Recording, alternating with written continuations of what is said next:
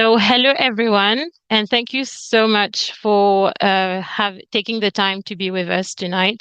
And welcome to this space known as the AfriTech Connect space, where usually discussions unfold, spanning four core themes, which are the four core themes of the AfriTech Fellowship, which is spatial technology, project management, inclusive leadership, and wellness.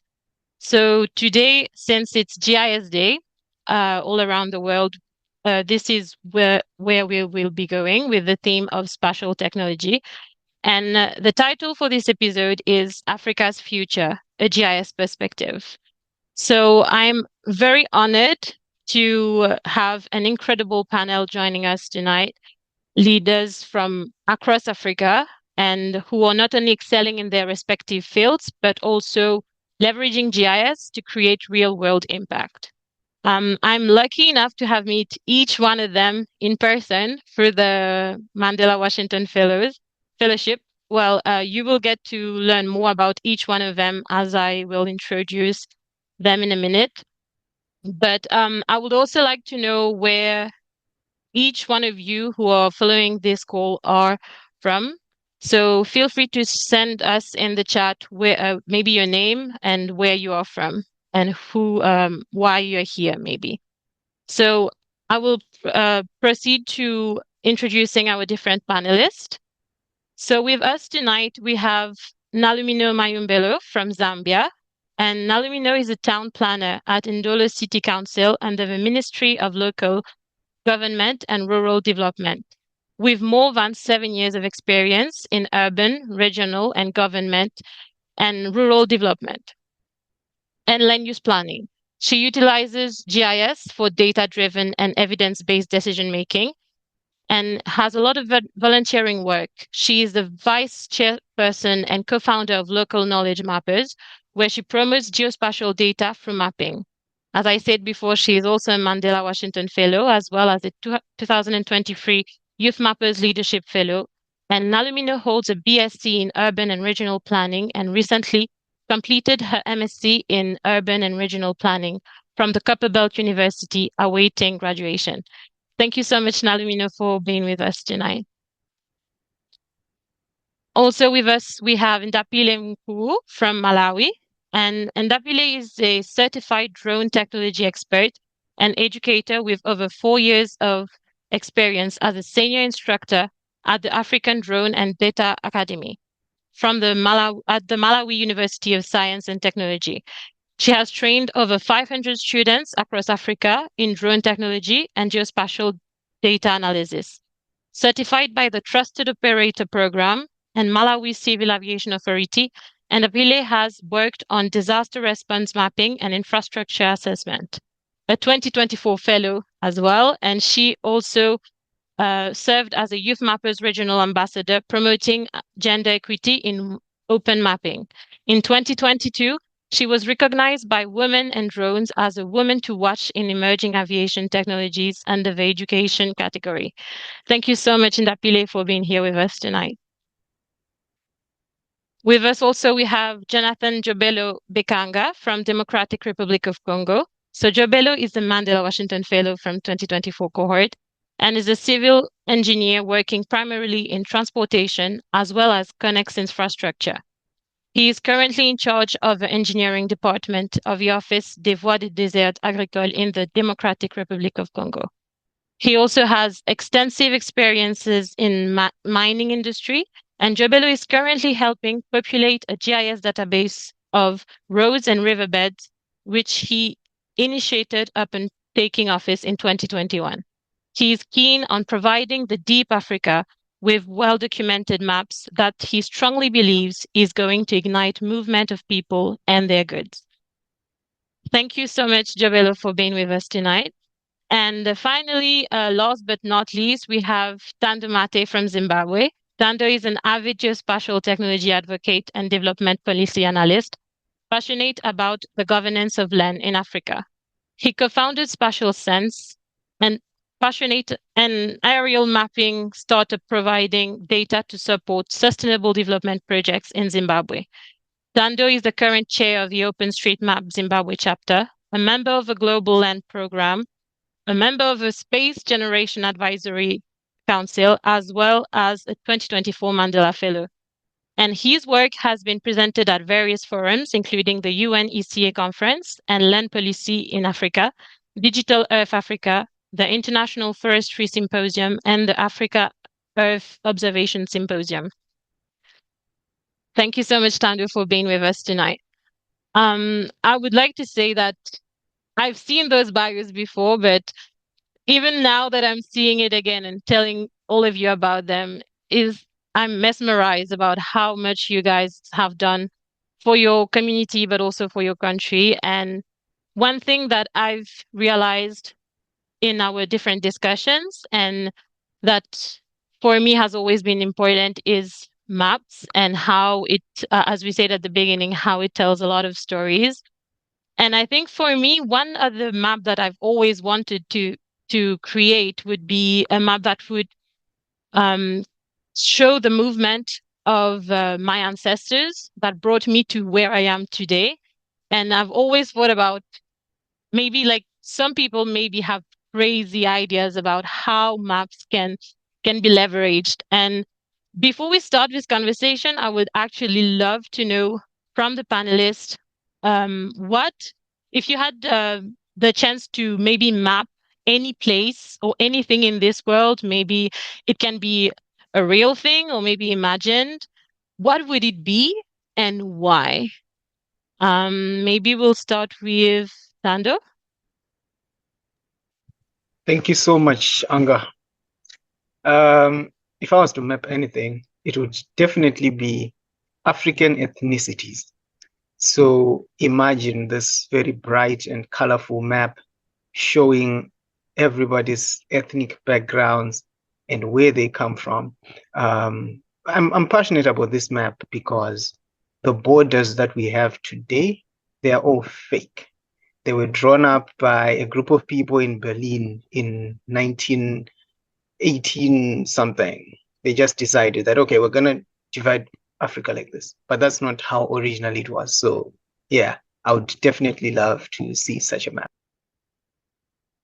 That's really exciting. And I've actually never thought about how maybe the lines that we see are not really what they actually are in real life. And I would love to see that map and see how colorful it can actually be. And Dapile, maybe, what would you say? I guess mine would be more practical. So if I could map anything, it would be a complete Malawi because it is very hard to get around here, even just using Google Maps. You think you're going in one direction and then you meet a fence. So it would be nice to have a Oh, complete a complete map of my country. Over. thank you, Ndapile. I told you at the beginning, guys, those people really like to help their communities. And see, she's not like, I mean, even what Tando said is pretty nice, but like Ndapile said, you can help your community as well with this map. So maybe Jonathan, what would you say? Well, I would say that the pillage just came in and took away some of the ideas that I had that I've always had. But nevertheless, I've always wanted to draw Africa. I realized that it's very hard, just as the people said, to penetrate most parts of our countries. And it is, I mean, that hardness is not just due to Google Maps. I mean, Google Maps is not African, definitely, but also how much more are we spending time in really drawing our own routes, our own places, right? And this is something that I've struggled with in my own country. And unfortunately, I had seen that as well happening in many other African countries. So I would really love to draw African maps and especially roads, and especially roads used by farmers. Why? Most the hunger struggles that we're having as a continent, and that very problem is not just because there's no road. I mean, it's not just because there's no food. That's what I want to say. But especially it's because there are no roads to take foods from one place to another in a very safe manner. And the moment some farmers take on their journey, they don't know what's going to happen in the next 200 miles, in the next, I don't know, 50 miles even. So this is something that really is being held dear in my heart, and I really want to see happen. Yep. Thank you, Jobelo. And I mean, you said that Napile took your idea, but I think I mean, Africa is pretty big. We can map a lot of things. And as she said, she precised that she was mapping Malawi. So that would be helpful if we can all work together, I think. Exactly. Yep. Nalmino, can you hear us? So for me, I would definitely passionately map and plan settlements in urban areas in Zambia. Oh. Why am I saying, well, why do I have a passion for this? Because being a town planner in the planning authority, I have first-hand experience of how these places have quite limited services. In terms of service provision, it's quite difficult in these unplanned settlements because the road widths are small. The plots themselves are quite so it's quite challenging for service providers to actually come in and provide services for these unplanned settlements. So for me, I would definitely go for mapping unplanned settlements, because when we know exactly what services are in an area, it will be very easy for us to plan for an area and know exactly what is missing. So I definitely plan for unplanned settlements. Map the unplanned settlements so that we know the best location of the services that are needed there. Thank you so much, Nalmino. That's really impressive. I would love to see that map. Actually, I would love to see all of your the 4 maps we've discussed, and I hope that one day I'll get to create the map about my ancestors and how I got to be here today. And even you in the audience, if you would like to share with us, maybe in the chat, maybe a map that you would like to map one day, even for those of you who are not necessarily in the GIS field yet, I will say, because maybe in the future you will be. Tell us about how, like, maybe a map that is real or imagine that maybe could be one that you would map in the future or that you would be looking into mapping. So without further ado, I think we are pretty much settled in for the discussion now. And I will actually start with Tando. So we've talked about policymaking and land rights. So maybe you can explain what you mean and what you understand personally about land rights, but policies surrounding land use are pivotal to addressing issues of sustainability and equity. Based on your experience in this field, what changes do you believe could improve policies related to land use in Zimbabwe and across Africa? Yeah, thank you very much. I think as you know, and as many of, I can see a lot of my friends in the audience, and I'm very happy. You know, I have a passion for land rights. So you see, when we're looking at land, we mostly look at it as an object, as property, as something that you can own. But when I was reading the other day, I saw a quote from this village elder from, I think it was Thailand or the Philippines, I'm no longer sure, where she said, how can we say we own the land when the land outlives us? It lives way longer than us. Surely it is the land that owns us. So now that goes to show you that our relationship with land is not a relationship of ownership, objectifying it, but it is more like we have the right to occupy a piece of land. We have the right to use a piece of land. And most of all, we have the right to enjoy the benefits of occupying that piece of land, be it food, be it charging rent on the land, be it including and excluding others for reasons known to you. So that in a nutshell is rights to land. And unfortunately, we get to a point where these rights are not equally distributed amongst people.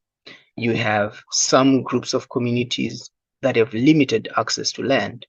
And this is caused by policy drawn up by someone. This someone is usually a government, whether local or foreign. And improving such policies simply means including everyone. That is something my research is focused on, or my writing is focused on. How can we include everyone in the policymaking conversation?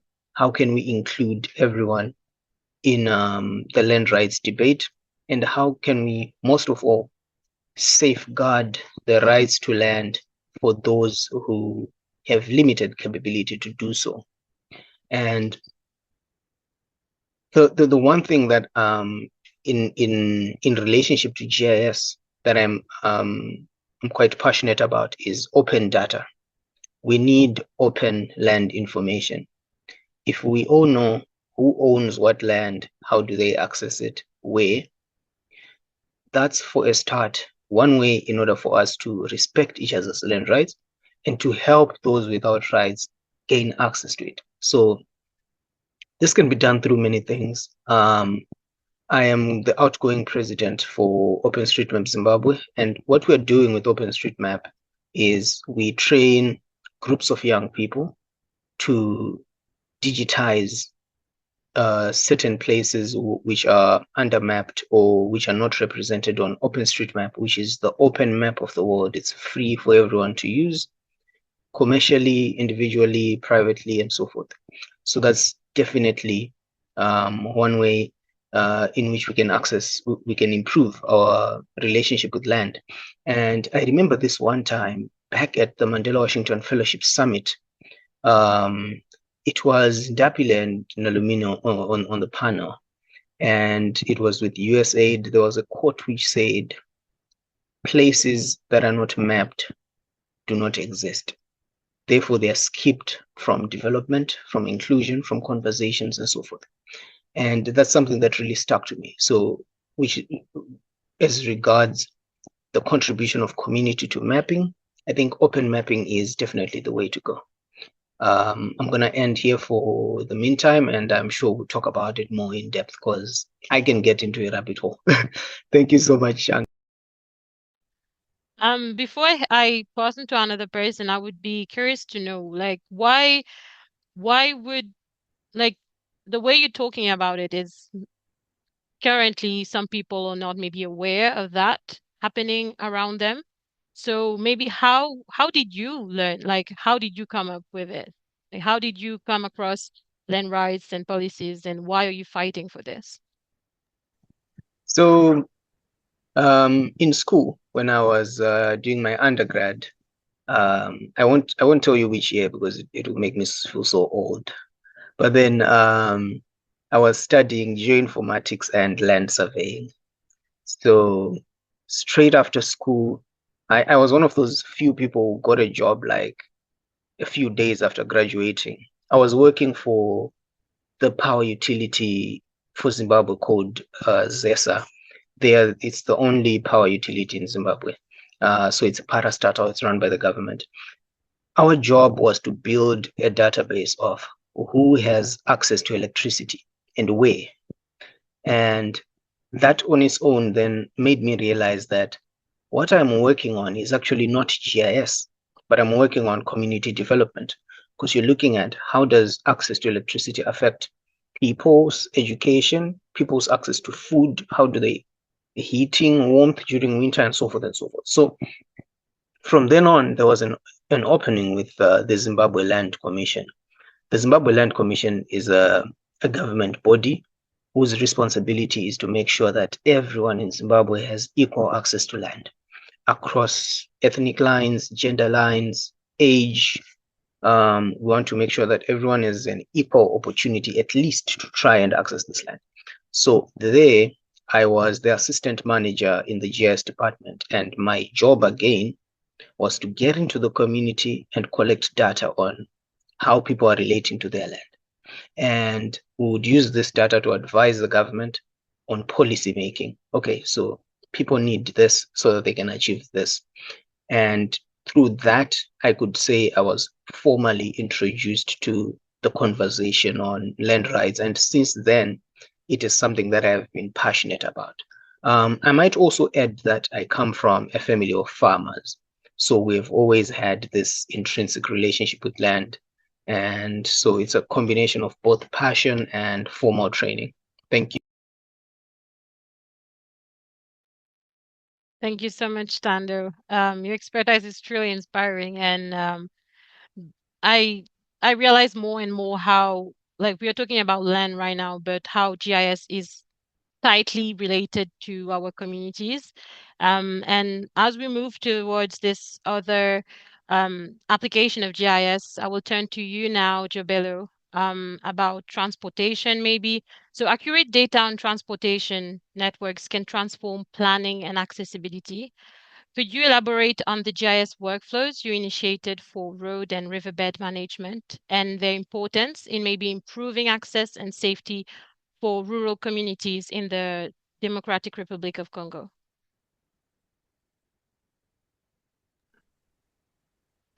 Well, thanks so much, Dianga. It's amazing that I get to speak right after Tando, whose family are farmers. It really is amazing. Well, the job that I do is very much into working with farmers. I haven't said it earlier. I'm just gonna give you one simple example of what was my experience. One time I tried to travel to do just that, urban to a rural area, the very same route that most of the farmers take. So on the Google map, it says I'll be there in like 5 hours. This is what Google Map told me. Google Map said in 5 hours you're going to reach this place. And I started my journey. That was my very first time after I just took office. And as I went, you know how long it took me to reach the other end? Not 5 hours, 3 days. And I'm not kidding. Yes, 3 days. So this just tells how Google Map was speaking about the data it has very far away from the reality that we are living in terms of terrain, weather, and road conditions. So this was the very reason why I even started up populating that database, because no, we can't rely on Google Map. We need to have our own Google Maps. And one other thing is, if that road that is supposed to take goods from rural areas, which are commonly known as gardeners, that's where you get all the products that are consumed, like all the food that are consumed in urban areas. If the traveling time is as harsh as it was, how many tons of food are going to be rotten before they even reach the other end? And how many people are going to lack those very products? And how much money is going to be lost in the process? So I really sat and told myself, this is one way to go. This is one way to help solve this very transportation issue, both with rural area living peeps and also for urban area living people. Reminding all of us one thing, that in most of our big cities, we're having a tremendous problem with rural exodus. And one of those are pretty much linked to how transportation is handled, how the flow of goods and people are handled between both hands. That was my very contribution to this. Yep. Thank you, And Jabelo. You've used this term, rural exodus. Is that it? yes, I Can did. you maybe talk more about this so that the audience get the sense of it and also how it is actually being seen in your country? All right. So due to lack of proper roads and also the flow of transportation with all the roads being broken down, people in rural areas would no longer be interested in doing agriculture. And most of them would tell themselves, well, even if we do agriculture, our products are going to get rotten and we are going to be the one losing our very efforts. So what do? Everyone would tell themselves, let's just go in town and build our lives there. And in the meantime, what happens is where food are supposed to be growing is being left emptied, and population in urban areas are increasing pretty much on a daily basis. And not only is this causing overpopulation, but it's also causing food insecurity. And this is the very stuff and the very reason why we're trying to tackle all this with infrastructure-based solution, providing rural areas with proper infrastructures, and also trying to maintain the balance between how much transportation is happening on rural and urban areas. This, I believe, are big keys in maintaining that balance, in my opinion, of course. Yeah, thank you so much, Jabelo. I think this work is, like you say, it needs to happen because so much thing is going to waste for the food, but also for the people. We do want to retain the people to our country, and that would help uh, to actually make them stay. And this is all shaping towards the next question that I will be uh, asking to Ndapile. Um, so rapid access to reliable maps can save lives and resources in crisis situations. Maybe, Ndapile, with your experience, can you share an experience where drone mapping significantly improved disaster response efforts in Malawi? All right. Thank you very much for that. But before I get into it, I just want to share how I feel like we're experiencing the same problems. Tando talked about issues on land policies. Not to put my country on blast, but we had a scandal where maybe some government officials, due to lack of transparency, were selling a piece of land that belonged to government to private entities. And that shouldn't happen if we have open access to land data, and just making sure that everybody knows what's going on, everybody can access information. But because the information is not there to begin with, then people have the ability to do what they want to do. And also, just to add on what Jonathan has mentioned, road data is very important because, again, Google Maps will be telling you that you get there in 4 hours, but the amount of potholes that are on that road are astronomical, and you get there in 3 days. And that's my reality as well. So I feel like these problems are very cross-cutting in most of the African countries. And I'm hoping that us as young leaders are going to do better once we get in these offices. Okay, I'm going to end my rant over there and just address the question that you mentioned.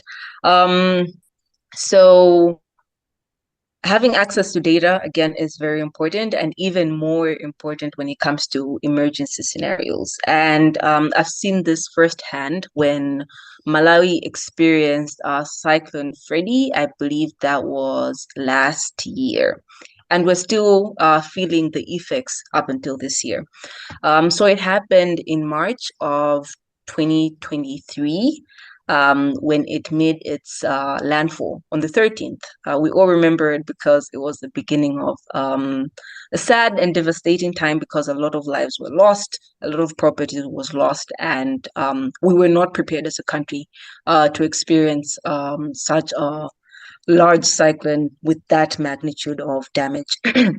So to respond to the disaster, in most cases, we have an emergency operations center that's put together. So this is a consortium of government institutions, UN organizations, and organizations such as Red Cross, and any private companies that are really willing to work towards just making sure that efforts are being put in place to send relief to the communities that have been affected.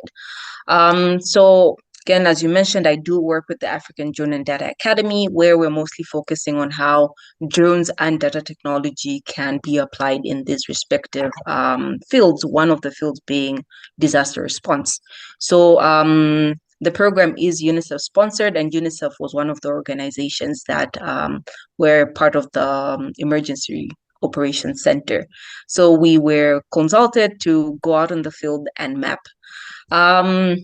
To be honest, I wasn't prepared to see what I saw. I went out in the field. People were talking about a village existing on a place that had no houses anymore. And this happened overnight. And they just said, oh, okay. So it was around 4 a.m, and we heard a large noise. We didn't know what was happening. The moment we got out of the house, there was a massive landslide because of the large amount of rain that we received over a short period of time. So that information, I mean, you hear about it, but it's different when you actually see it. When you see it happening, maybe it happened yesterday and people are talking about not being able to find their relatives anymore, and there's this large amount of mud that's there. You go back to the emergency operations center and tell them, oh, okay, there was a landslide, and say 20 buildings are not there anymore. What drones and what data can do is now provide the visual perspective of the magnitude. So it will give you a visual of the amount of damage that has been there.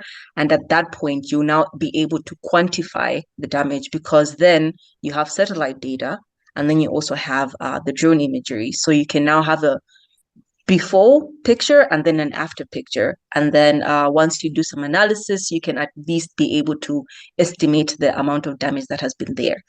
Another problem that having access to data does is that for some reason, our communities are also used to just getting aid when a disaster happens. So they like to exaggerate the amount of damage that has been there. So they'll talk about, oh, the way, say, 200 households over here, when in actuality, that's not the number. So you're now really able to delegate the right amount of resources and not waste them because you're being misinformed. So having access to geospatial data is able to inform the relevant stakeholders so that they can make informed decisions. In addition to the information that they're getting from the ground, they also have a visual representation of what's actually there and how much damage is actually there, like how much of the infrastructure is no longer there. At that point, they're now able to also make sure that if a road is broken, they can't use that road anymore. They need to reroute. So in terms of response time, that's improved. In terms of, again, just knowing how much damage has been there, that's improved. And just overall transparency, lack of a better word, that's also something that data is able to provide to these relevant stakeholders. We were also involved in mapping for another flooding that occurred earlier this year. So that was in the central region. And at that point, we're not only providing infrastructure damage information, but also the amount, the hectareage of agricultural farmland that was destroyed, because now you know that this area has been affected. We shouldn't expect the same amount of crop yield at the end of the year because this disaster happened and 600 hectares of rice is no longer there because of the flooding that happened. So it does provide valuable data if again it ends up in the right hands and people are willing to listen to what the data is saying. Over.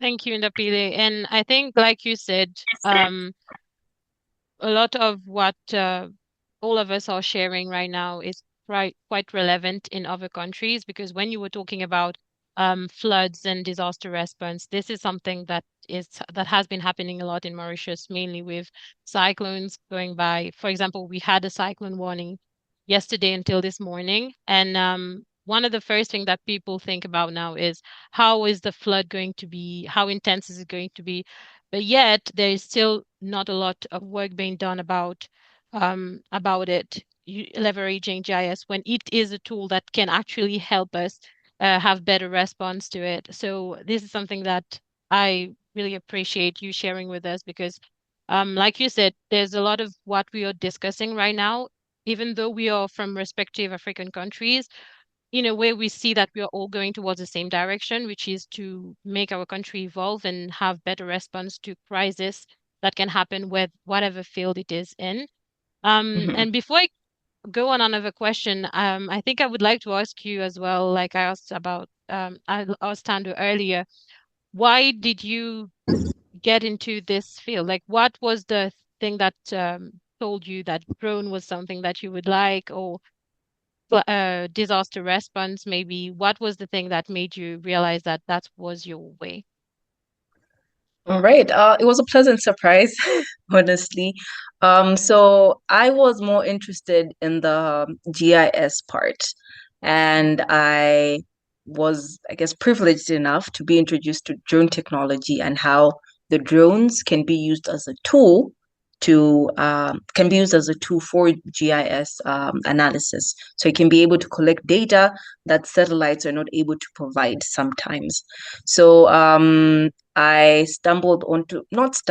networking got me here, which is why I'm here as well. But I was part of the Youth Mappers Fellowship in 2019, where at that point I was really just working with satellite data and not drone data. And so just being part of that network, I was introduced to some organizations here in Malawi that were now focusing on the use of drone technology. And from that point, which was back in 2020, I've now just been able to use drone technology in respective fields and not only disaster management.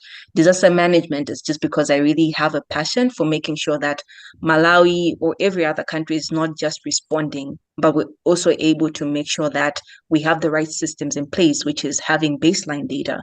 So just making sure that I'm part of that movement. And part of that is just building the data, again, completing the data that's not there. So by collecting drone imagery, making sure that everything is digitized, so that if the satellite imagery that we're looking at is from 2022, we still have drone data that was collected, say, earlier this year. So that will give you a more precise estimate. So just being part of that movement and making sure that the impacts are not as heavy if we're not as unresponsive. I'm not sure if that makes sense, but yeah, ideally, drones have just been a tool for me that I've been very happy and have enjoyed being a part of, and I'm sure I'll continue using drones in the future. But again, they're just a tool. Okay, thank you, Ndapile. The next question was supposed to be for Nalimino, but unfortunately she's having some network troubles. So I will be going back to Tando. And since we're talking about drones and how there's new technologies happening, geospatial technology itself is always evolving and creating new development opportunities. So you, Tando, which emerging trends about the GIS field excite you most, and how might they benefit development in Africa? Yeah, for a minute, I get to step away from land rights and land governance. But so as you know, I co-founded a spatial technology company called Spatial Sense. 80% of our projects is actually drone mapping. So one of the emerging trends, something that I was actually talking about with some of my juniors, is, as with all other fields, artificial intelligence. But in classic GIS, we own it and we call it Geo AI. So Geo AI is basically artificial intelligence combined with geospatial technology. So that involves predictive analytics, automation of workflows, and so forth. So that means some of those things that you would have to do manually at times, things that would take a lot of time are now taking less time because you're not just clicking one or two buttons. And an artificial intelligence agent that has been trained by continuous input to do that task will do it for you quickly. So it means the barriers to entry into GIS have been reduced. And I encourage all of us in the audience to at least try using a GIS tool for your work, be it in impact work, be it commercial work. Just try it and you'll see that GIS combined with AI, it's something else. One other trend that I've been seeing, especially with drone technology as well, is computer vision. There's a lot of demand for programmers who are able to train machine learning models in order for them, for drones to fly and recognize objects very quickly. If I can piggyback on Ndapile, she was talking about drones in disaster response. So now when you have drones that are running on platforms that have been trained on computer vision, it means if you're flying your drone over a flooded area, it will be able to pick up and identify objects. That is a house, that is a car being washed away, that is a human at risk. That means we can respond faster and we can also predict what kind of impact we're going to have. So those are two trends that I've been seeing in the geospatial field that really interest me. And I would also like to add the evolution of open data. Data has become so democratized. A lot of data is now accessible, especially when you're using platforms, let's say Esri, ArcGIS, which I also invite everyone to try out. When you're mapping your work, maybe you want to, maybe you're a visual artist, like one of my friends, Simone, in the audience. You want to map potential locations where you can put up wall murals for your community. It has become so easy, the data on the platform itself, you don't have to go elsewhere to look for the data. So open data, open access. And one other thing that excites me is space. A lot of African companies are now participating in the space race. We are launching satellites, we are going to space. What does this mean for GIS? It means satellite imagery is going to be more available, and that reduces the cost of data and the value of the data as well. Now, it is going to be a race of who can make the most interesting products out of this data. Last night, I was with some Nigerians and South Africans. We were live streaming the SpaceX launch. They were doing a test launch of one of their space vehicles, which they want to use to take us to Mars. And from that conversation, just hearing how my African friends were excited about how Africa is going to participate in the space race, how Africa is supporting its startup sector, and so forth and so forth. It just brought happiness. I mean, because you can see that in as much as this space trend is mostly considered international, there was not really much talk of Africa back then. But now, you have over 10 African countries that have space programs right now. And the more we go to space, the more data that we have in order for us to use for GIS. This satellite data can be used to map dangerous places to support gender-based violence advocacy. You can use the satellite data if it's one of my friends, Ozzy in the audience, you want to map the most ideal locations to develop leadership institutes according to community needs. You need space data. Be it in agriculture, be it in urban mobility, rural, and as always, land rights. If you want to map who is living where, how are they accessing land, we need more satellite data. So this trend of going to space, I'm so in love with it. Thank you so much, Anga. Oh, yes. Well, I guess if we talk about land rights and space, we know we're talking about thunder. But thank you so much for thank you so much for sharing different applications as well, because sometimes we do make maps look very scientific and we keep it in a corner. But like you said, we can use it in art, we can use it in leadership, and there's so many more applications that we can have with it.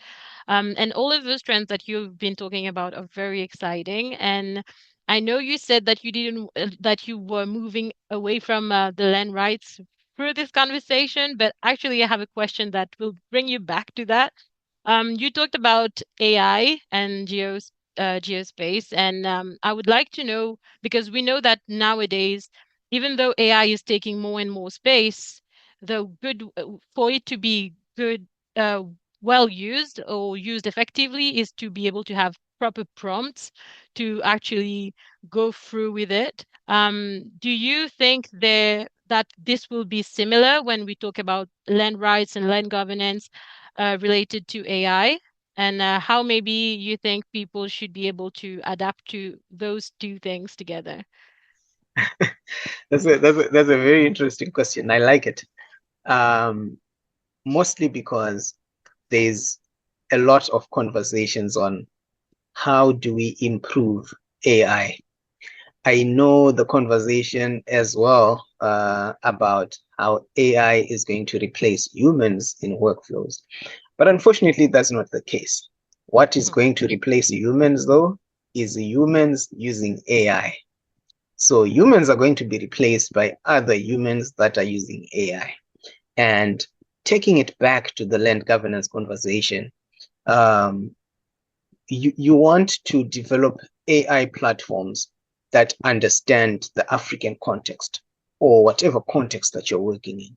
So it means we are going to need to do a lot of work to train our AI platforms on African data, as well as to remove any inequities and any bias in that data, be it gender bias, be it marginalization by ethnicity, be it the rural-urban divide. So AI actually gives us a second chance at accelerating equality when we're looking at land governance. And in terms of how good do you need to be in order to make these prompts with AI, you need, when you're talking to an AI, you're talking to a computer. So it's garbage in, garbage out. What you need to do is to give it a lot of background. So this background information, when you're writing a prompt, whether you're writing in ChatGPT or you're writing in whatever platform, you need to have, you cannot give a one sentence prompt. You can't. You have to talk to the AI and say, I want you to act as an expert in land governance. I need you to look for data on 1, 2, 3, 4. I need you to understand the principles of 1, 2, 3. Then you can ask what you want to ask. So that means it's also a new job sector, by the way, prompt engineering. A lot of companies are hiring and they're paying a lot of money to people who are able to develop the most comprehensive prompts to ask these AIs. So in the same manner, you now have GIS professionals and land governance professionals getting a second chance at training these AIs in order to develop the most comprehensive prompts that are possible. I hope I answered that question fairly. If I did not, feel free to clarify.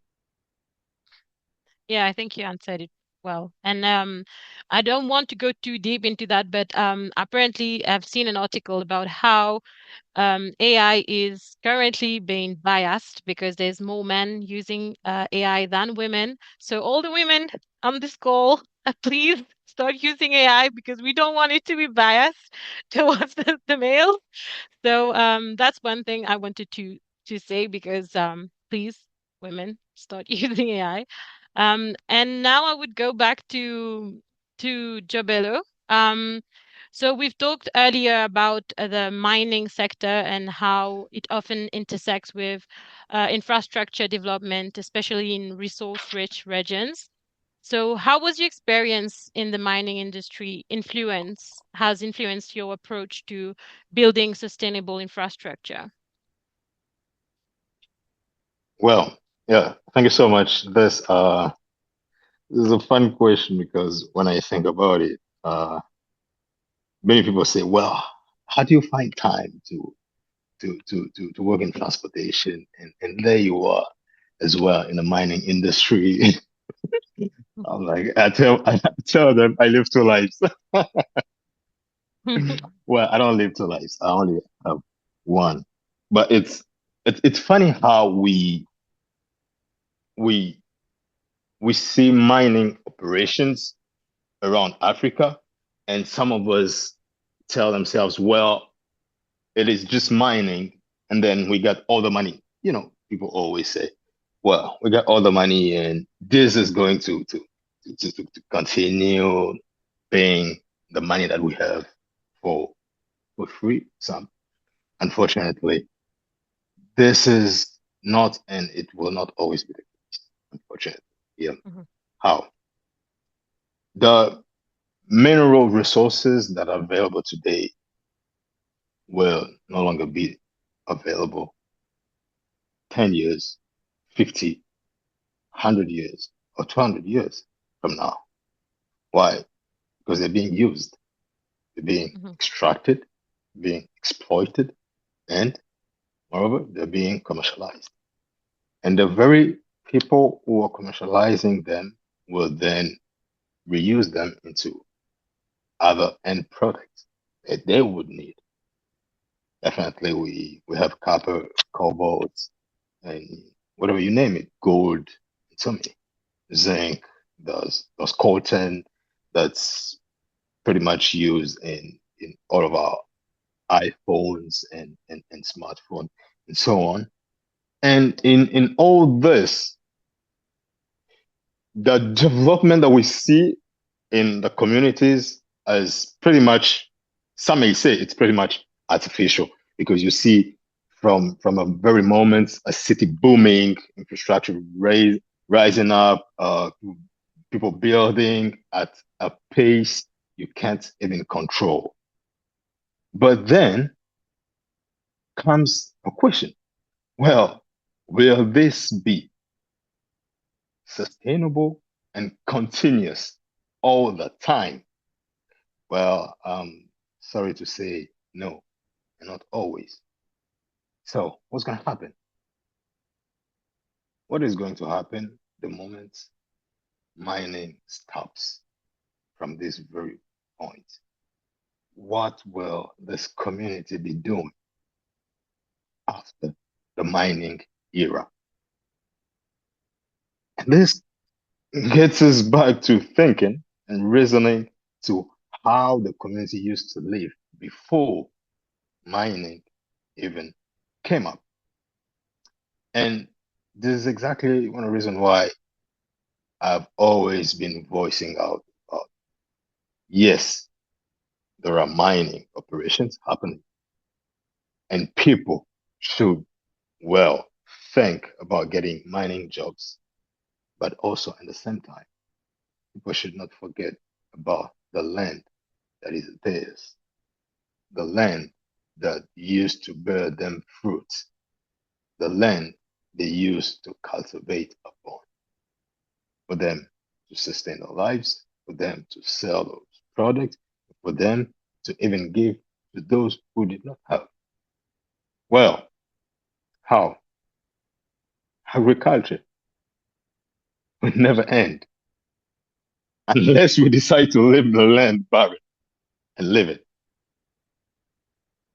Well, the holes that we're making in the open pits mining zones will be there and will help no one have any greenery on it.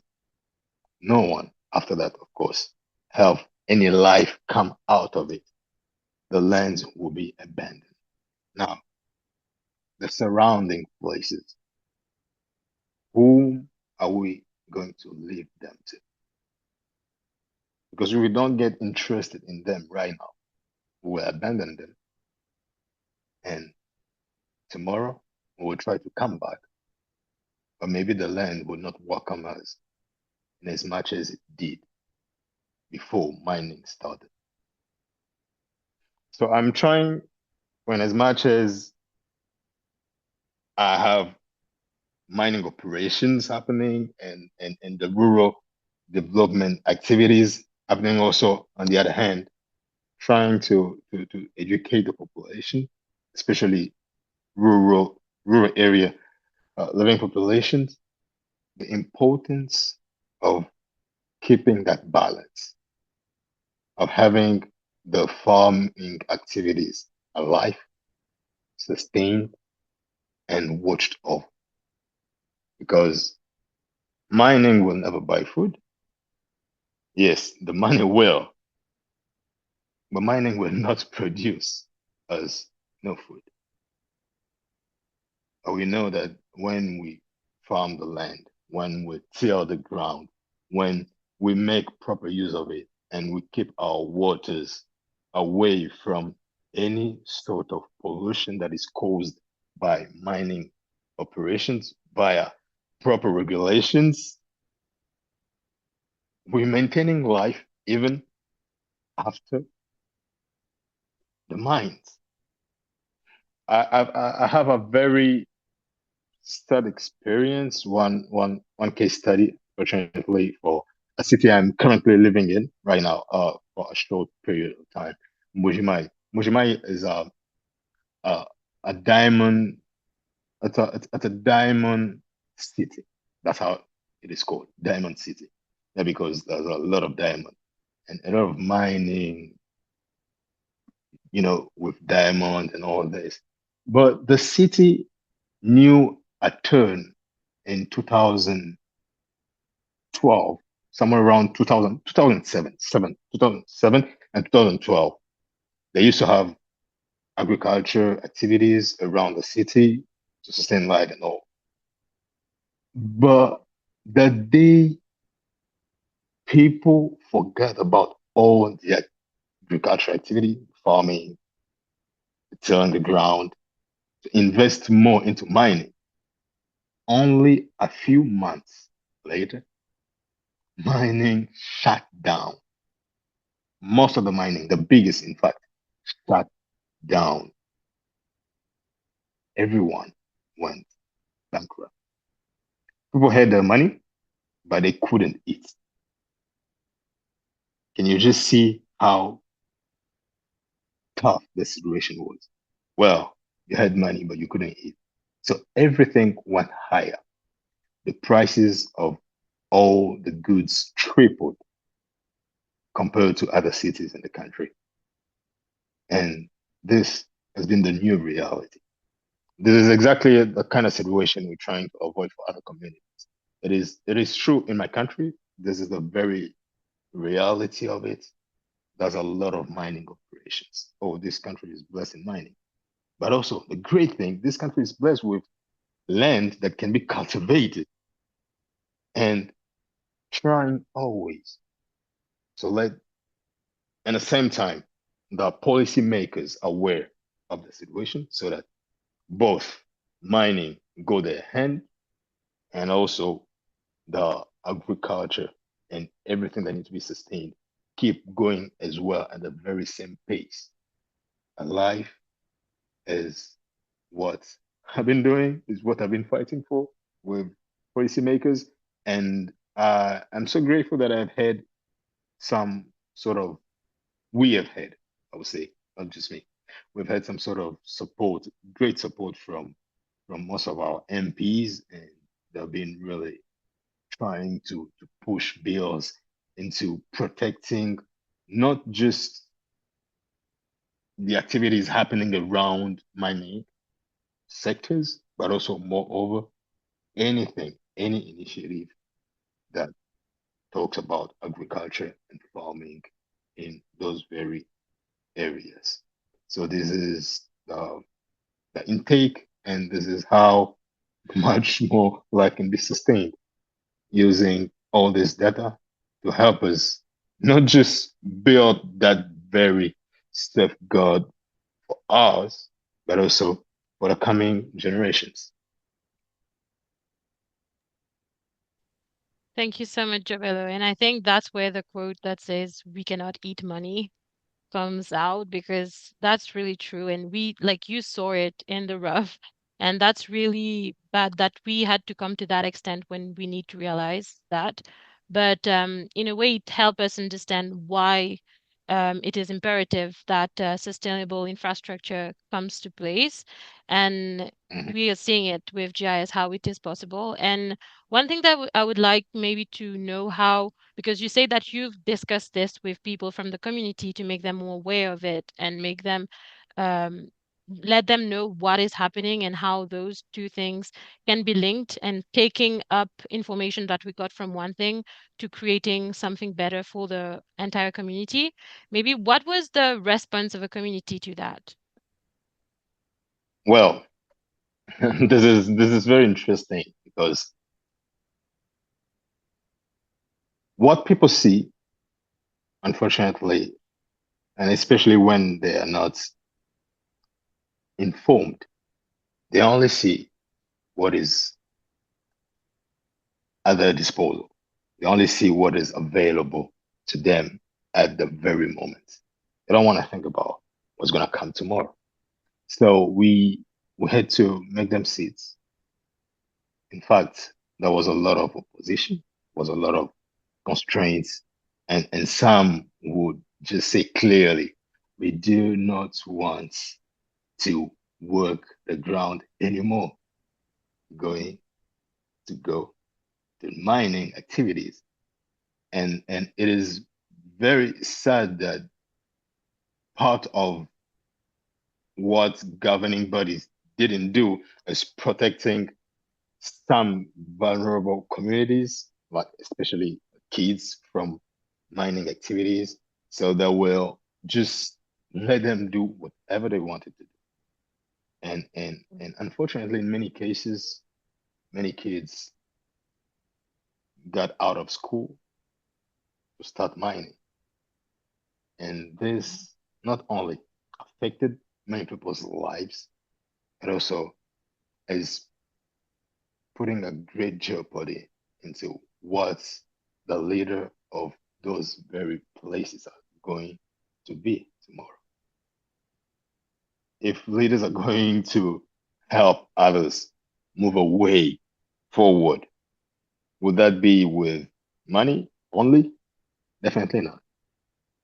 Showing them how we can take care of our land, even after all the money that we have gotten. And it's also very encouraging that I've gotten to have some support from the community. In fact, one of the chiefs, one of the community's chiefs' son was telling me, "Well, I want to be a doctor." It's great that you want to be a doctor and you want to come back and work in your very community. But how do you make that happen? Why you tell your other brothers that they can also be whatever they want, not just minors, right? Mm. And the good thing is that he got himself very implicated in that, and he got involved in telling other people that they can be whatever they want, and they can be whoever they want. Just as some can go about doing mining activities, but sometime they can also keep track on whichever goes ahead to keep their villages alive even after the booming caused by mining operations. So this was a greater impact that he made to get involved in that and to be teaching his peers that it was important for every one of them to keep their lives, their dreams alive. Yep. Thank you, Jabelo. And I think for all of us, it's one thing that we should always keep pushing for. And like Tando wants us to go to space, always go towards the stars, guys, and live your dreams to the fullest. And that's something that we should all strive to do. And I love that people within communities are actually expanding that belief that we can all do what we want to do and pushing for it to happen. Thank you so much, Jabelo, for sharing that with us. And since we were talking about sustainable infrastructure, I'm very happy that Nalimino is back on this call. So she is a town planner, and as a town planner, Nalimino, maybe that you have faced some challenges in urban planning within your country, Zambia, and maybe how your professional experiences shaped you to approach those challenges, and how did you address them?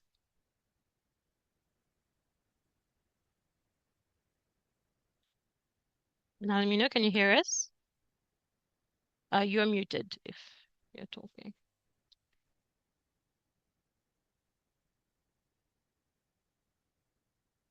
Yeah.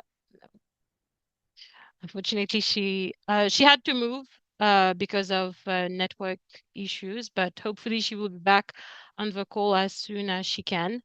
So I will move back to Ndapile.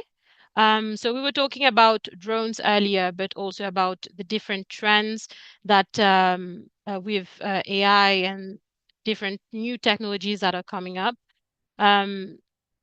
Drones have vast potential, I'm sure. And what are the different like we talk about sustainable development, but also about disaster management. Do you think that drones can have over impact over Malawi or the vast continent of Africa in the future? What are your thoughts? All right. Thank you very much for that question. So I'm going to say yes.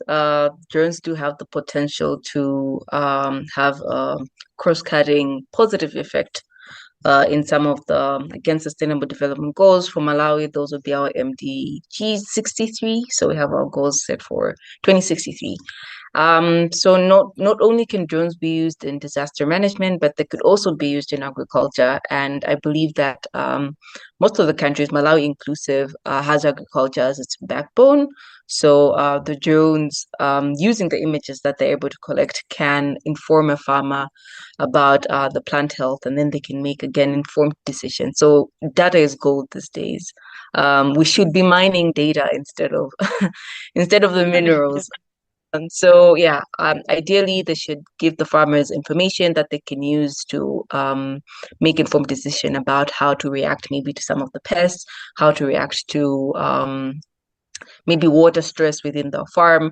But again, this needs to be contextualized, because a solution that's working for the America or for Asia or for Europe doesn't necessarily go, like if you just copy and paste the system, that's not going to work in your country. So how do you communicate with the farmers if you have this information? Not everybody has access to a smartphone, so you need to find a way in which you're able to efficiently communicate with the community, so that they could also buy in to the technology, because this is new technology, and sometimes people think drones are witchcraft. So again, you need to make sure that the people that you're working with are aware of the technology.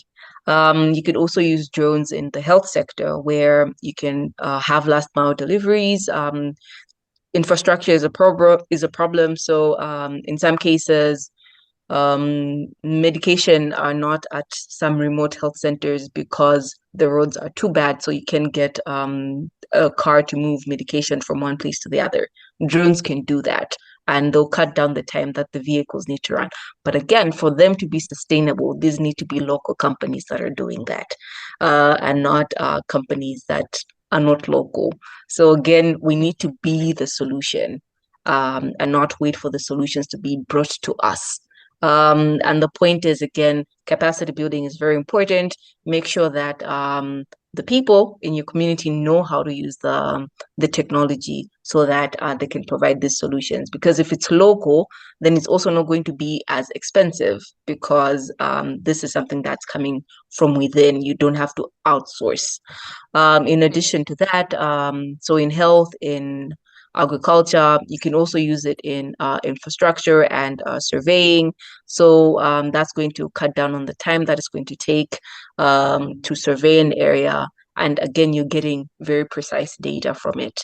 But I'm still going back to the fact that this needs to be local knowledge that the people that are using the technology are able to, lack of a better word, use and give back to the community so that they can make use of the information.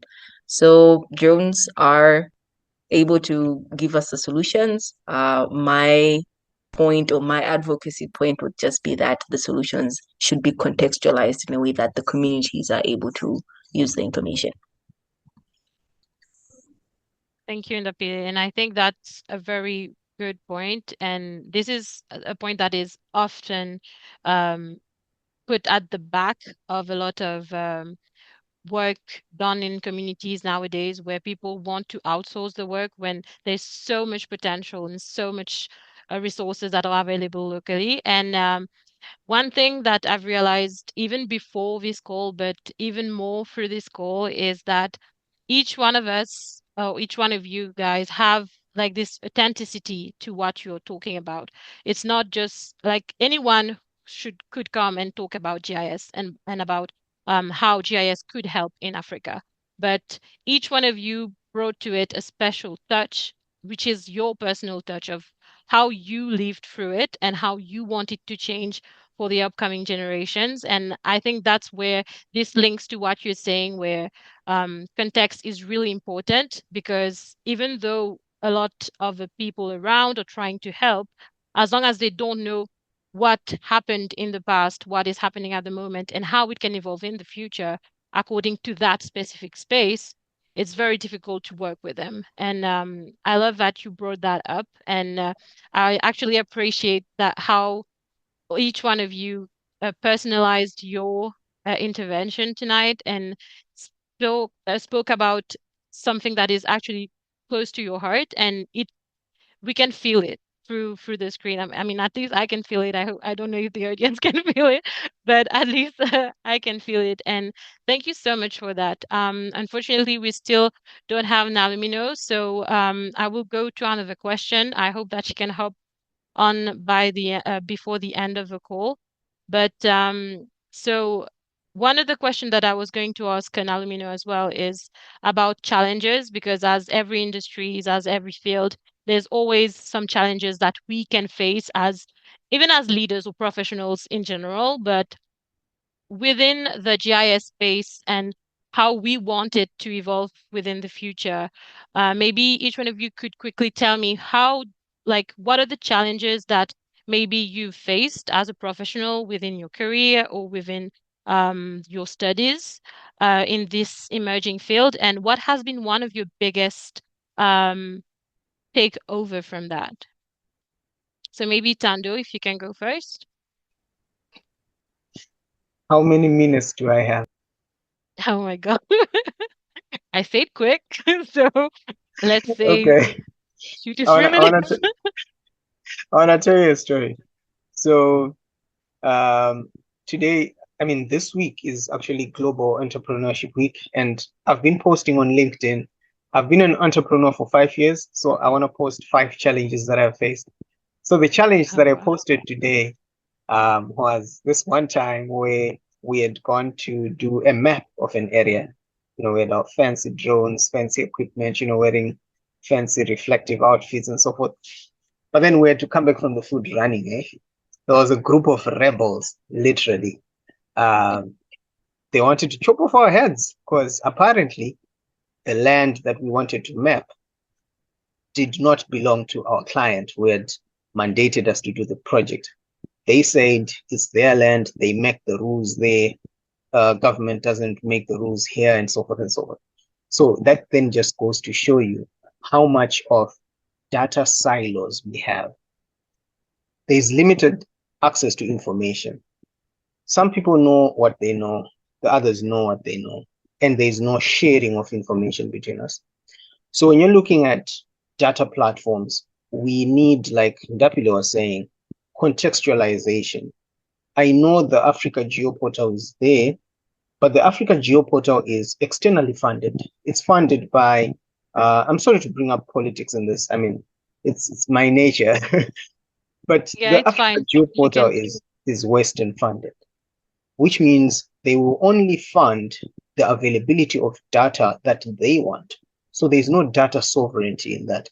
And when you want, for example, data to do with maternal clinics, how are women accessing maternal services? That's very difficult to get. You will then have to go to either the ministry or an NGO working in it, or a school that has done research on it. So you have fragmented pieces of data. So that's a very big challenge. I mean, we need to unify our data, and will prevent a lot of things from happening. For example, putting operators at harm in the field, like me and my guys, we were literally held at ransom, and we had to call and make apologies and so forth in order for us to be let go, just because we did not have alternative sources of information for us to verify. So data silos, that's a very big challenge that I've seen in the geospatial field. And it really, really makes it difficult for us to act as leaders in that field because we have limited access to information. And hopefully that is improving across the African continent. Thank you. Thank you, Tando. And for those people on the call right now who maybe wanted to go to GIS and now was scared because of ripples, no, do not be scared. It's going to be fine. Don't be scared. GIS is Don't be also scared. fun, and you can It was do a it. fun. It is also fun. And it's good to make like stories that you one day can tell on a call or to your family. So it's going to be fine. Um, so Jabelo, what would be the challenges that you would like to share with us? Well, thank you so much. So it's been last week. Last week, I was very fortunate enough to attend the third intergenerational dialogue hosted by the COMESA, of which most of our country are part of. Yeah, Zimbabwe, Malawi, Mauritius, DRC. We're all part of the COMESA. So in the talks, it was AI and the future of work, right? What it will look like in the coming days. And this is exactly what I was sharing as to one of the challenges that we face. And this is also the very same challenges that is available here in GIS. The very start, policies. Policies are almost volatile. It seems like we haven't thought about setting up a proper platform, not mandating people on how to go, but setting a workable platform that is going to be a trampoline to whomsoever's initiative. So just rewinding, many places, many countries, but not so many countries in Africa. I don't know about all the countries, but I'm not aware of any initiative in that aspect. We are lacking policies that are contextualized to us, Africa. And the weird effect of it is that it is killing off entrepreneurship in so many areas. Someone might want to start, but it says, but the policy isn't clear. So I do not know where I am limited to. I do not know to which extent I should go, or even sometimes where I should start from. Because in fact, everyone can start from whatever they are. And surprisingly enough, the great thing about this is some people may try to venture themselves. Well, I know how to do this. I want to start up a company. But there is no proper ecosystem for me to come and build upon. This is a very big challenge. Added on to what Tando was saying, the one of data.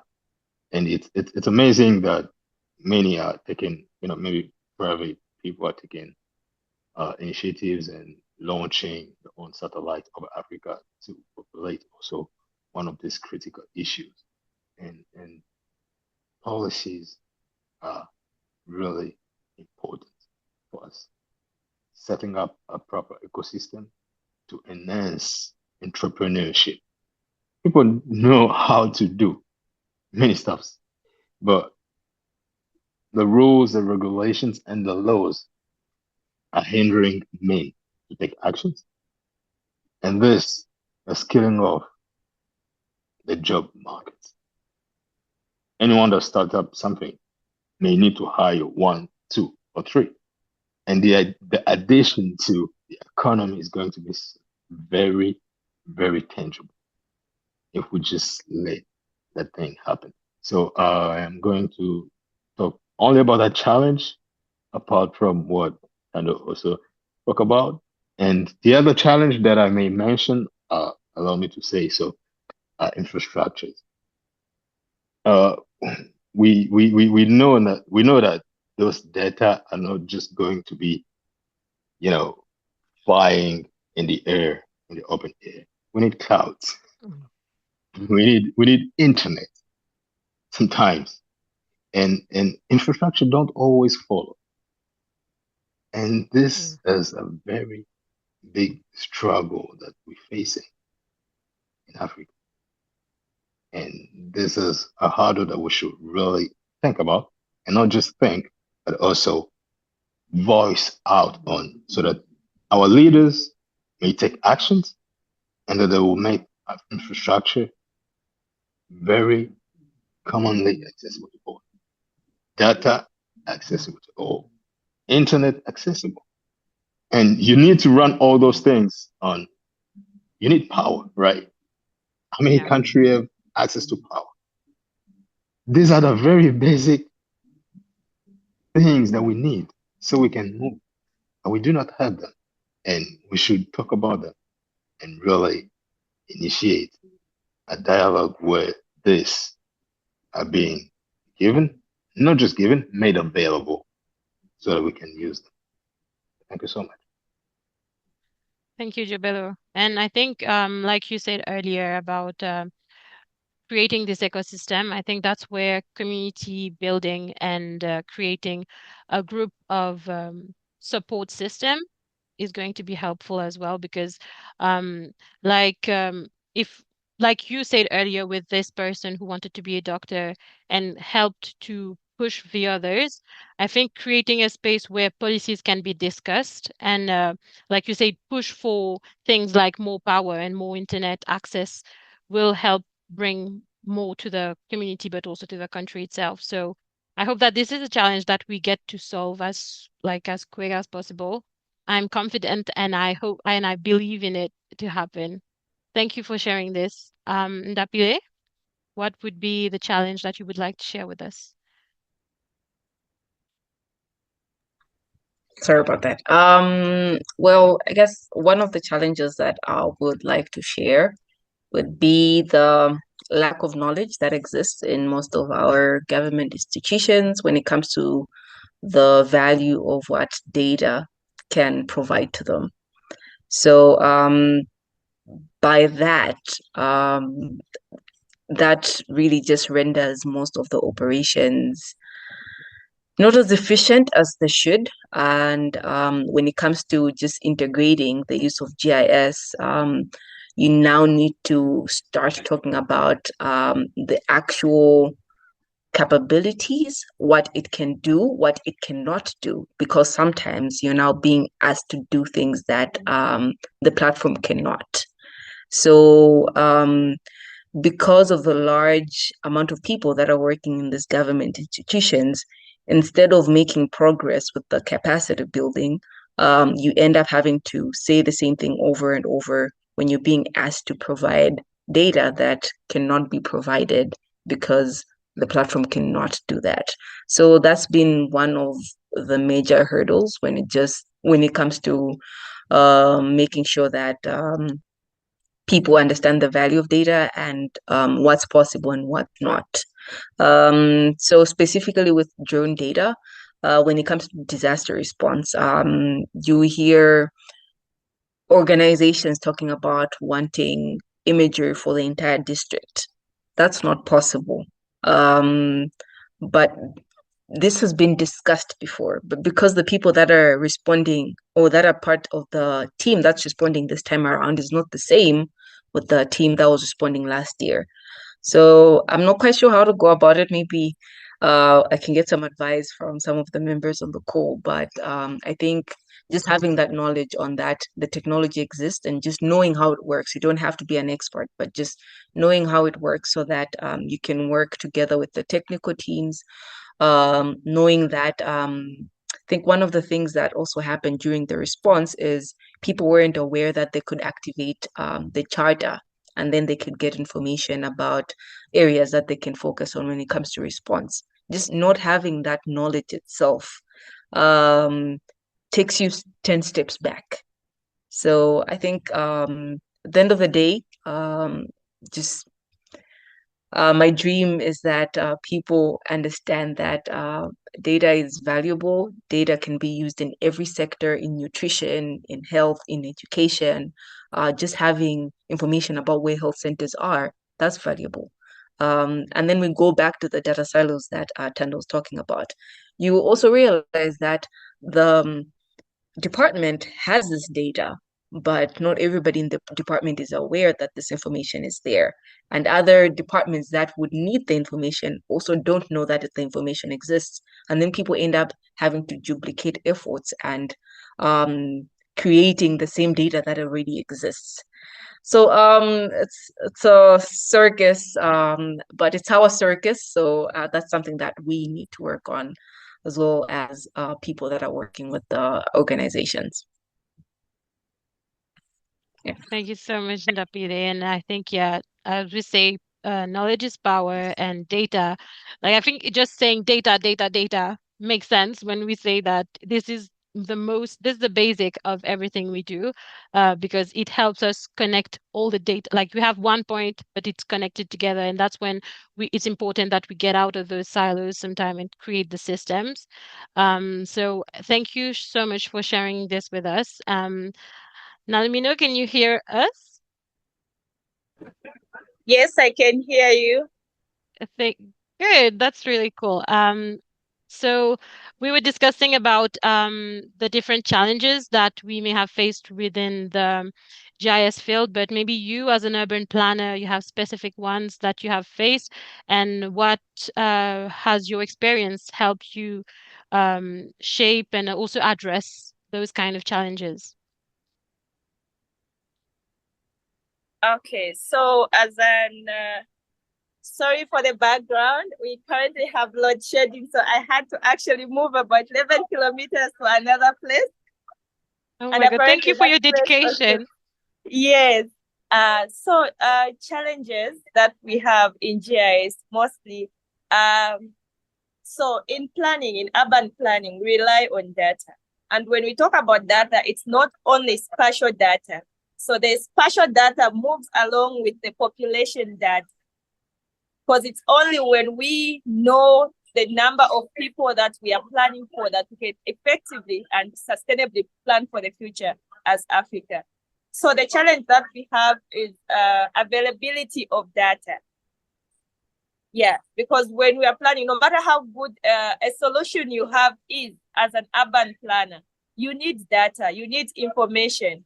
If I want to recommend for the construction of let's say a school in an unplanned settlement or just in an urban area, I'll need to justify why do I want this school to be located in a particular area? Why do I want this hospital to be located in a particular area? It's not just about me adding to the number of hospitals or adding to the number of schools. I need data to help me analyze and see where the gaps are so that resources are effectively used and directed to the right places where they are a priority at that particular time. So data is a challenge. And of course, we have so many people at the moment, you know, with the technology, each one is coming up with that. And the challenge also is ensuring that data is not duplicated. The data that is already there, if it's not being created in a fragmented manner, if it's created in an integrated manner, you find that efforts will be directed to the data that is actually needed.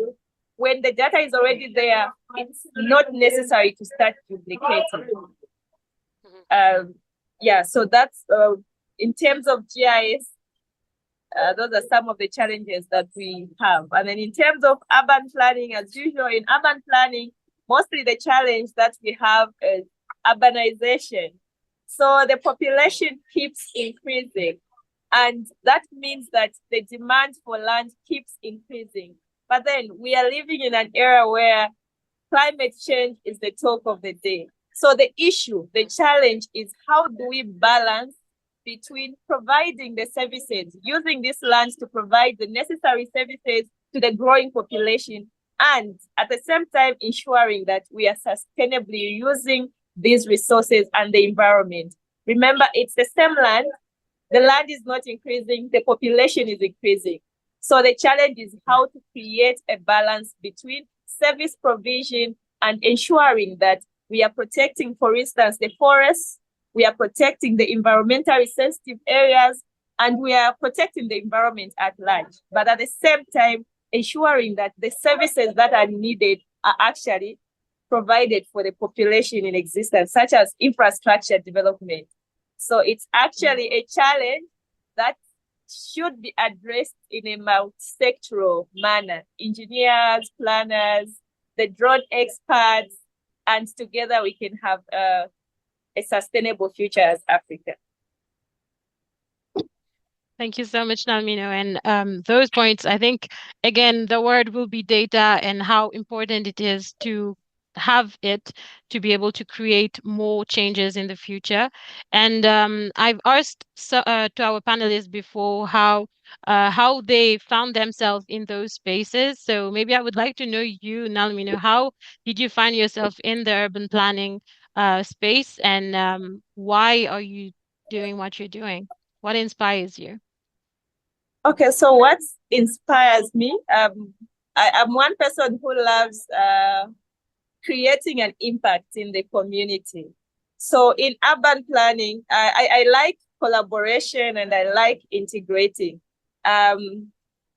Maybe I should say I like dealing with the, what do you call the challenge. I believe that most of the challenges that we solve actually, there are challenges that as urban planners, the challenges that if I solve it in a particular way, in another way, it's actually affecting another person. So I have a passion for serving the community. So I found urban planning to be a safe space for me, because when I do something for the community, it gives me fulfillment. In the planning authority, we work with the community, and currently in Zambia, we have what we call integrated development plans. These are prepared in each and every planning authority, and they are effectively collaborative, like they are prepared in a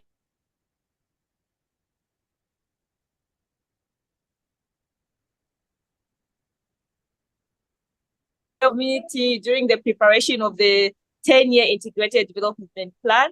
They guide us. So that in itself gives me fulfillment, because I get to hear the community verifying to say, yes, in this document, this is what we advocated for. This is what we want. We need a school. We need a hospital. So as technocrats, we simply come in to guide to say, okay, you need a school, But this area where you are proposing, it's not possible because maybe this is a forest reserve, or this is an environmentally sensitive area, or guides to say, in this area, the higher population, the larger population is already serviced.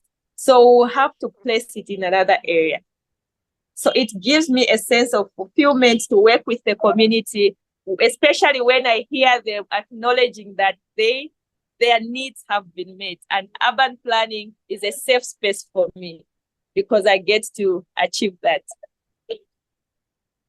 Thank you, Nalimino. I was saying earlier how much I'm happy to have you guys as a panel because you bring an authenticity and a true essence to what you're doing. And I thank you so much for bringing this personal aspect to it and sharing with us how much it's fulfilling to you as well as it is fulfilling to your community.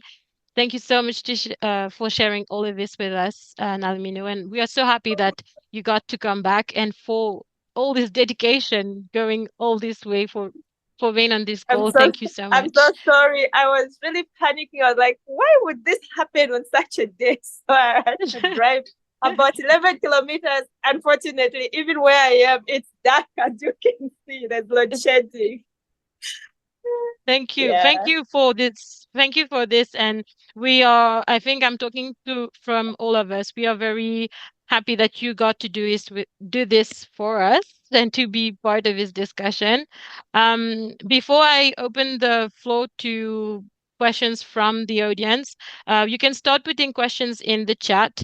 I would like for the panelists to tell me quickly what like since we were talking about we went to the past, we went to the present, and we want to go to the future and think of how Africa is going to benefit from GIS experts or GIS thinking. And I would like you all to tell me what would be an advice that you would give for the young people aspiring to work in a geospatial technology field.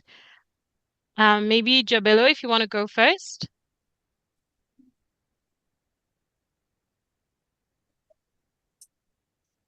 I don't know if you're talking, but you're muted.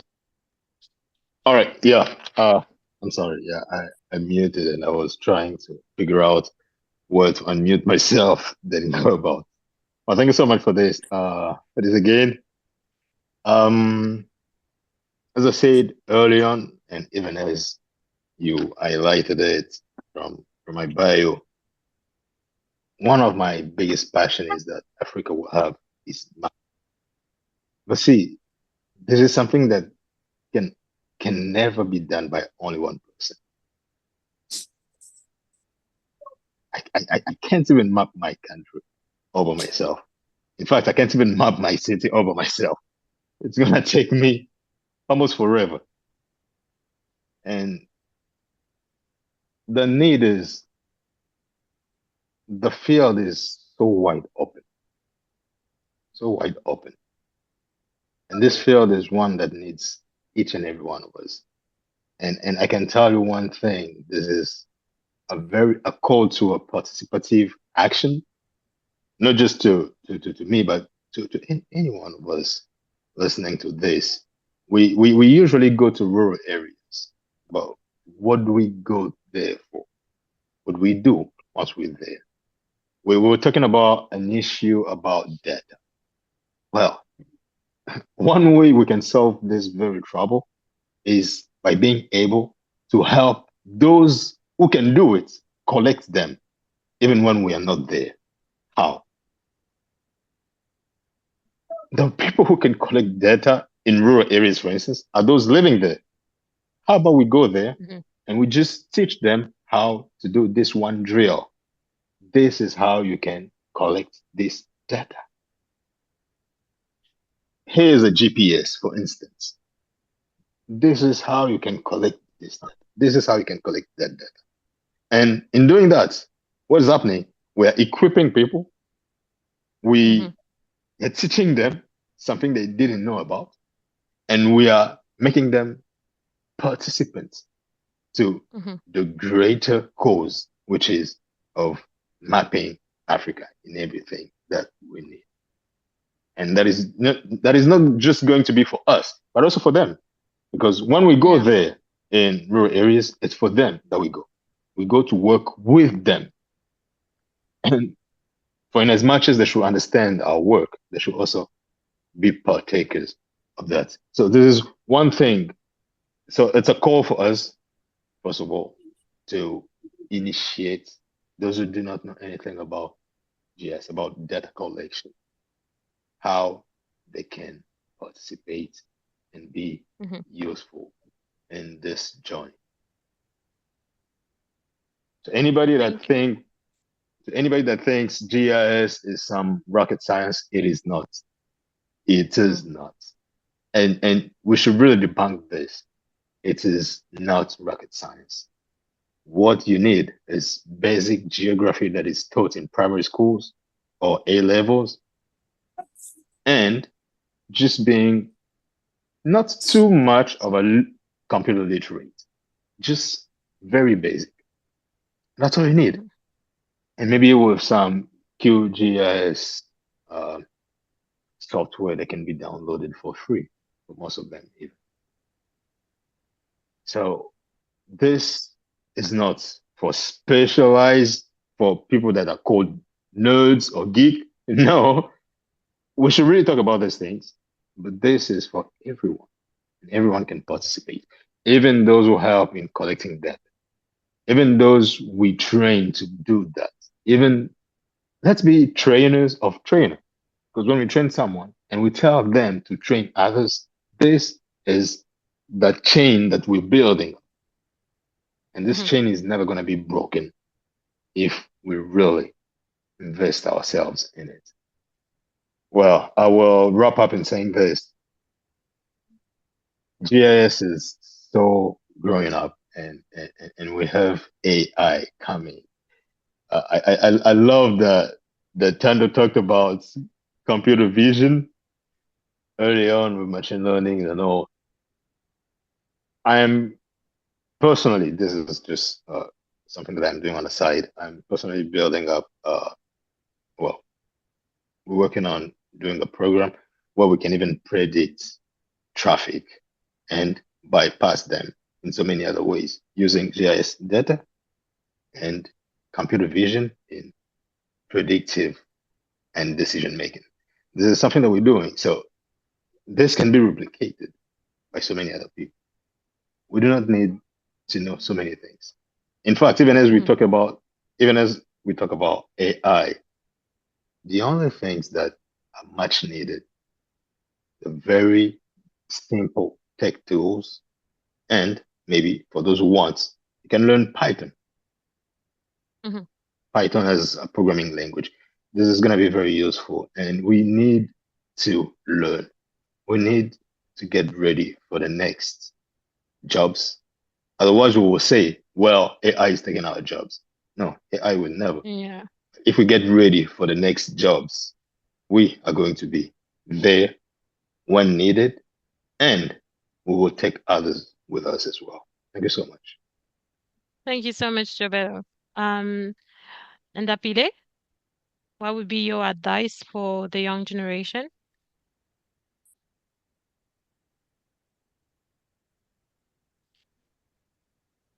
You're muted. Man, I'm sorry. No, that's My fine. advice to the young generation would be to continue learning. Technology, everything is evolving at very, very high speeds. You know one thing today, you don't know it tomorrow. So just being very vigilant in trying to acquire information. The internet is such a great resource.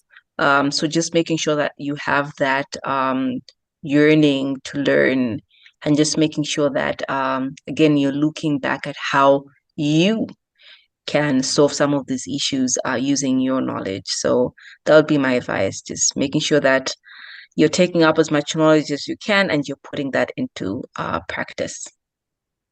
Thank you. Thank you so much. Sando, what would be your advice? You're muted. Yeah. There I go. Thank you. So my greatest advice to the young people is something that I've been told myself as well, is to understand that big things take big time. So in as much as we have this whole vision of an Africa that is connected and well developed, we have to understand it from a big time perspective. So we need a lot of patience in the long term. So that's macro patience, but we need micro impatience. What I mean by that is that in the short term, we need to act quickly. Let's learn quickly what we need to do. Let's include quickly those we need to include. Let's develop visions quickly that we need to develop. And I'm going to be brief on this. The number one thing that I have noticed with young people, and as well as I mean governments and senior professionals, is the need to compete. We need to reduce the amount by which we compete by increasing the amount by which we collaborate. Let's try to work together as much as possible, because in GIS work particularly, there's a lot of intersections. So let's see how best we can help each other to develop all our work. I'm not saying competition is bad. Of course, healthy competition leads to innovation, but there's destructive competition. Where you see that you're working on the same goals, try as much as possible to collaborate, because you learn more and you go further. Thank you very much. So yeah, now let me know, what would be your advice? Okay, my advice to the young people is that they need to have an open mind. One thing about GIS is that it's not just about a map. I'm sure most people, when you talk about GIS, they think of an automated map, or it's a map, experts who do this, machine learning and whatnot. There's more that we can do in GIS. And it's not just for urban planners or geographers. I'll give an example of an NGO that I co-founded with my colleagues.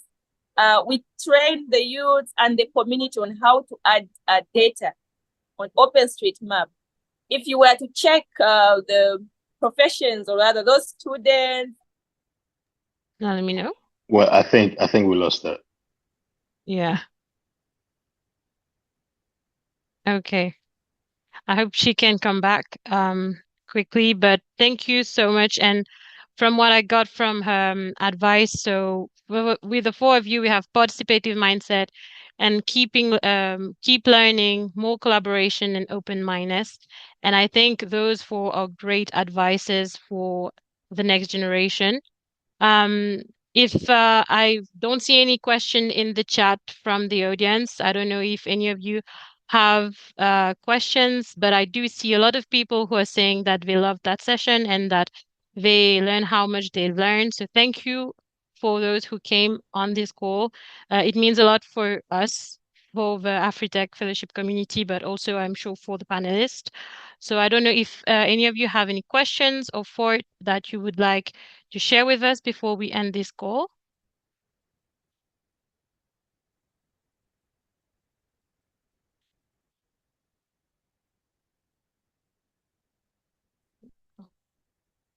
So I don't see any question popping in. I guess everyone is satisfied with what they've learned tonight with our different panelists. So I would like to say thank you to all of you guys for this wonderful discussion. And thank you especially to the panelists who were here with me and for accepting to be on this panel for this GIS Day. Thank you for all of you joining us on the call and for coming to this episode of the AfriTech Connect. We hope that this discussion on spatial technology has been interesting to you all. And if you missed any of the last episode of the AfriTech Connect, I would invite you to watch it on our YouTube channel. And if you want to stay in touch with us and learn more about the different sessions that we have, you can follow us on our different social media platform. I would also share, when I will be sharing this video on YouTube, I will also be putting the different LinkedIn of different panelists. So if you want to continue the conversation with them, you're more than welcome to do so. Thank you to each and everyone. And again, I wish you all a very happy GIS Day. I don't know if any other panelists have any last words before we end this call.